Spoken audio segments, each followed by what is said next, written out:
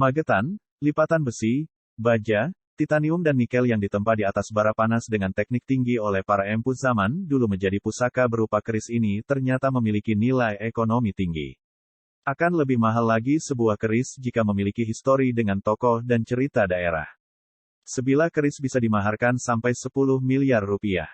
Berbagai sumber literatur deskriptif dan simbolisme pada relief candi-candi lampau banyak menggambarkan relief terkait keris. Paling melegenda cerita tentang Ken Arok yang mengantarkan dirinya berjaya menjadi Raja Singosari hingga mati pun akibat keris kutukan Empu Gandring.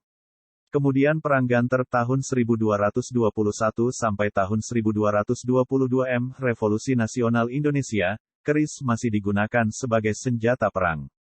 Seiring masa kemerdekaan keris tidak lagi sebagai senjata perang tetapi sengai ageman dan simbol budaya maupun sebagai benda koleksi bersejarah. Keris ditetapkan sebagai warisan dunia non-bendawi yang berasal dari Indonesia oleh UNESCO hingga ada Hari Keris Sedunia. Dikatakan praktisi keris asal Madiun, Aris Dwi Susanto, bentuk corak pamor dan warangka bisa ditandai oleh 3 zaman, yaitu zaman Singosari hingga Purwacarita. Keris masa ini masuk dalam kategori benda artefak. Kemudian keris yang berasal dari zaman Majapahit hingga zaman Pakubuwono dan Hamengkubuwono masuk dalam jenis benda purbakala. Keris zaman Kamardikan masuk dalam benda milenial, biasanya dibuat lebih rapi dan presisi, katanya kepada Clicktimes.com, Jumat, tanggal 25 November tahun 2022.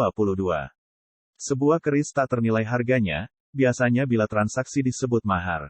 Mahar itu tergantung kesepakatan, misal kerismu saya mahari mobil, sekian juta mulai puluhan juta hingga bisa miliaran, ungkapnya. Keris akan lebih mahal dilihat dari bentuknya, usianya, tidak korosi hingga historinya. Aris menggambarkan seperti keris Tundung Madiun yang punya riwayat dan cerita suatu daerah akan dimahari tinggi. Jika ingin belajar tahu lebih tentang keris, silakan datang di Pendapat Surya Graha pada pameran Tosan Aji. Akan ada